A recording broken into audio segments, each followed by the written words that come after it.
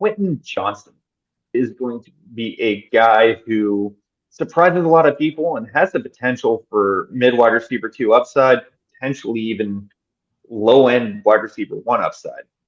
Mike Williams has missed multiple games every single season that he's been in the NFL.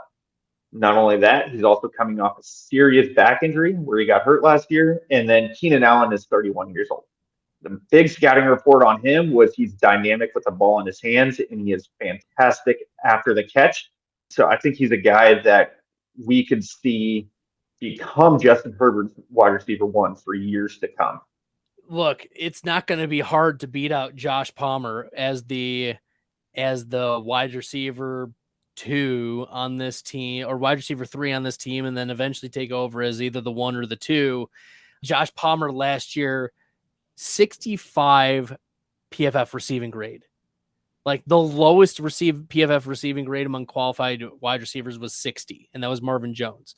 So Palmer was not very good at all. I mean, let's even just from a fantasy perspective, because there was a game against, I think it was the Atlanta Falcons last year, where both Mike Williams and Keenan Allen missed, and Josh Palmer stepped in. And Palmer got like double-digit touches, but they didn't do much with them.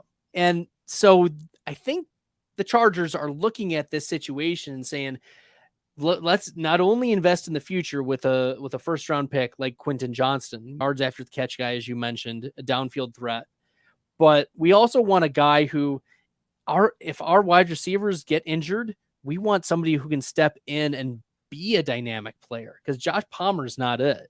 No, absolutely. You look at what he did over the course of his career at TCU, he averaged 19 yards per reception, and that's not nothing. So he is definitely a guy who's explosive with the ball in his hands. And yeah, they absolutely needed to upgrade at wide receiver 3, seeing that Josh Palmer is not that great. And then I think Kellen Moore, having him come over, is a huge gain for them, and absolutely going to have Justin Herbert playing a little bit better and have that overall offense playing a little bit better. We've already seen that Staley likes to go for it on 4th down. So that whole analytical side of the offense is going to keep growing, and that's going to produce more opportunities. So more opportunities is a better thing for Johnson, as long as he can get on the field early and then a couple things break his way.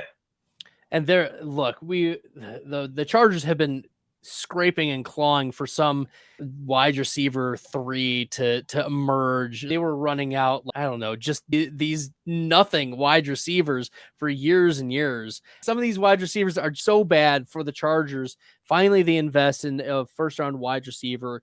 But also, I'm going to throw out a late dart, Darius Davis. Darius Davis was drafted really late. Once again, a speedster, undersized guy, and like an 18th round consideration. So Darius Davis, by the way, was a special team star as well. So you like to see that from your prospects getting good work in the special teams.